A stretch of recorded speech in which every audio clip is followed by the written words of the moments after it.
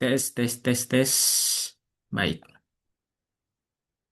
Para mahasiswa sekalian, pada kesempatan kali ini kita akan lanjut belajar satu topik atau pokok bahasan pada mata kuliah metode penelitian dan pada khususnya terkait dengan pokok bahasan atau bab metode penelitian itu sendiri. Jadi biasanya pada bab 4 atau bagian keempat dari sebuah proposal dan hasil penelitian itu dituliskan tentang metode penelitian. Metode penelitian ini adalah semua hal yang terkait dengan kegiatan penelitian yang akan kita lakukan, terutama langkah-langkahnya dan tools yang digunakan serta alat analisis dalam penelitian kita.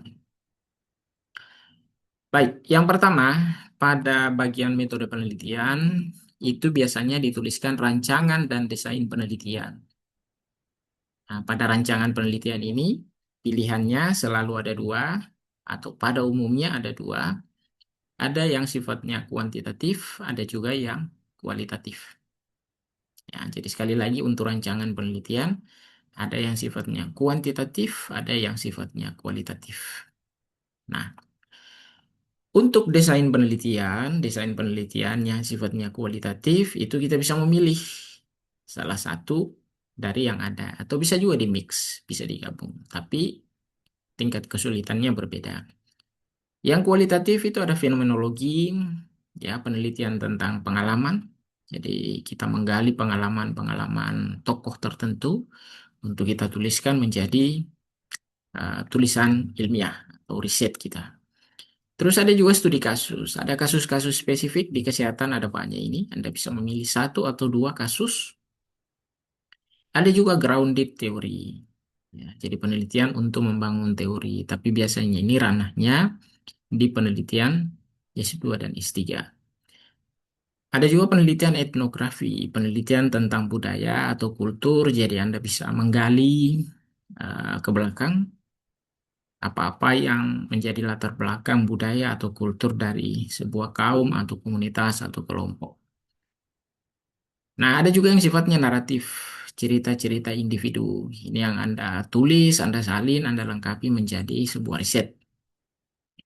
Nah, di kualitatif juga ada deskriptif yang menggambarkan secara umum tentang suatu kejadian atau suatu fenomena, suatu kisah. Nah, Anda tuliskan dan sifatnya umum itu deskriptif juga.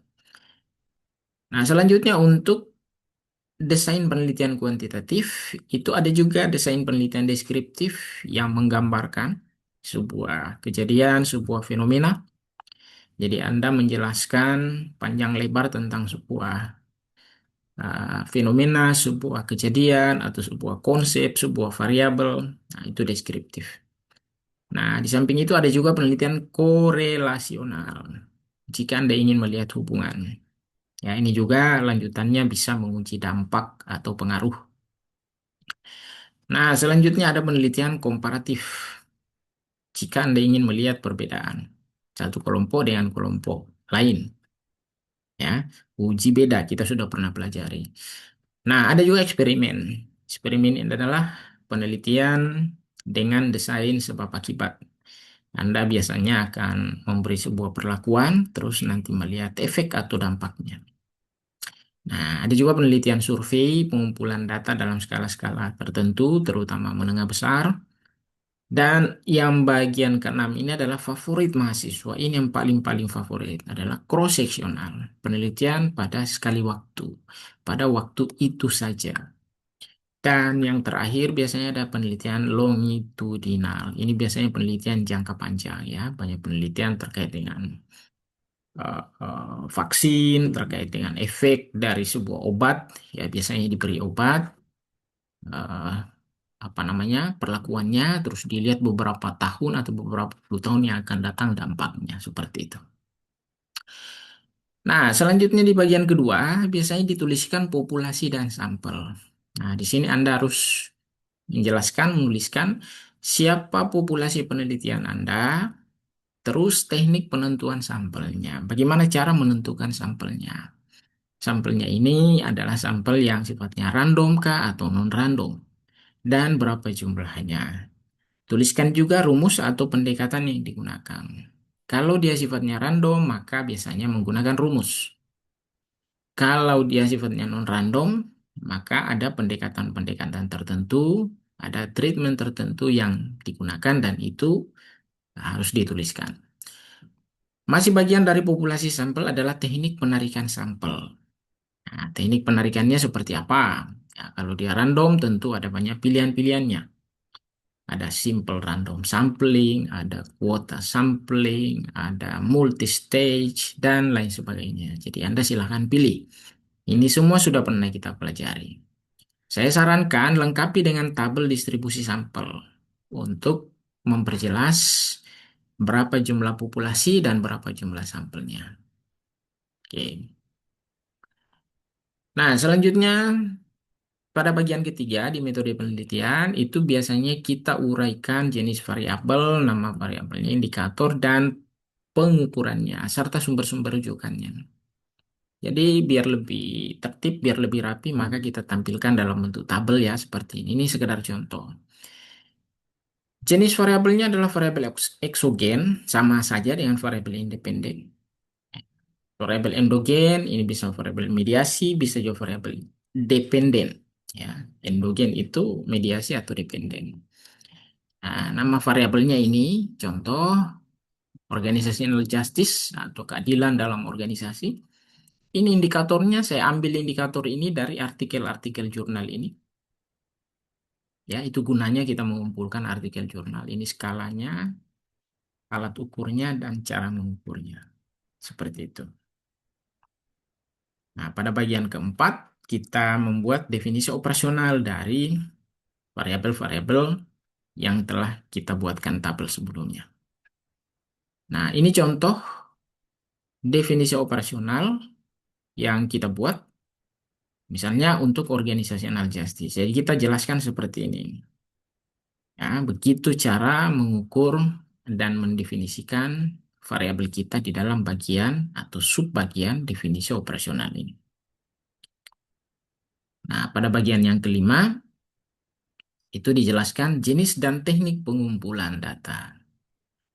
Nah, pada bagian yang pertamanya, atau subbagian yang pertama dari jenis dan teknik pengumpulan data adalah kita menjelaskan jenis dan sumber data. Jenis data kita itu selalu ada dua ya, ada yang kualitatif dalam bentuk kata-kata atau kalimat, dan ada yang sifatnya kuantitatif dalam bentuk angka-angka. Nah, adapun sumber data, itu ada data primer, ada data sekunder. Beberapa literatur itu menambahkan data tersier, tetapi pada prinsipnya data tersier itu adalah bagian dari data sekunder. Nah, data-data ini yang nanti akan kita analisis terkhusus pada data primer. Oke. Teknik pengumpulan data pada bagian kedua dari jenis dan teknik pengumpulan data. Nah, teknik pengumpulan data ini di sini kita jelaskan bagaimana langkah-langkah atau prosedur kita mengumpulkan data tersebut. Terkhusus untuk data primer ya, karena data primer ini adalah data penelitian kita. Nah, jadi kita jelaskan seperti ini. Ini sekedar contoh untuk menuliskan redaksi dari teknik pengumpulan data. Ini boleh Anda acu. Tetapi saya ingin memberi penegasan bahwa setiap Anda merujuk atau mensitasi atau mengambil eh, pendapat atau pandangan dari peneliti-peneliti sebelum Anda, maka itu tidak boleh di copy paste ya. Tidak boleh Anda copy langsung terus timpakan ke tulisan Anda, tidak boleh. Itu pasti terdeteksi sebagai plagiasi. Nah, untuk menghindari itu maka Anda copy, setelah itu Anda tulis ulang dengan bahasa Anda. Itu namanya parafrase. Parafrase. Jadi, tulisan orang lain yang kita baca terus kita tulis dengan bahasa kita. Nah, itu namanya parafrase. Sepanjang maksud dan maknanya sama. Jadi sekali lagi, tidak boleh tulisan orang lain itu kita copy paste, langsung kita klaim sebagai tulisan kita. Jadi kita mesti parafrase. Seperti itu. Baik, kita lanjut. Pada bagian yang keenam, kita biasanya menuliskan validitas dan reliabilitas data. Jadi ini kita sudah pernah pelajari ya di mata kuliah statistik, bagaimana uji validitas, bagaimana uji reliabilitas. Nah, di YouTube saya Anda juga bisa lihat ya, uji validitas itu seperti apa, uji reliabilitas seperti apa. Nah, tetapi di bagian ini kita uraikan langkah-langkah dari uji validitas dan reliabilitas datanya. Ya, alat yang kita gunakan, toolsnya apa, misalnya SPSS, dan kita tampilkan hasil-hasilnya. Itu di bagian validitas dan reliabilitas data. Dan yang terakhir, ini adalah teknik analisis data. Pada bagian yang ketujuh, Anda juga mesti menjelaskan, mencantumkan teknik analisis data. Jadi analisis data ini ada yang sifatnya deskriptif, ada yang sifatnya statistik. Ya, cara menuliskannya seperti ini. Nah, Anda bisa baca dan saya pikir tidak ada yang sulit ya dengan ini. Oke, seperti itu.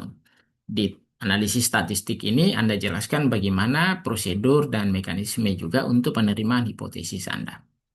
Nah, hipotesis kita sudah bahas pada bab sebelumnya. Itu bahan belajar kita. Semoga bermanfaat. Kita tutup. Billahi taufiq wal hidayah. Assalamualaikum warahmatullahi wabarakatuh.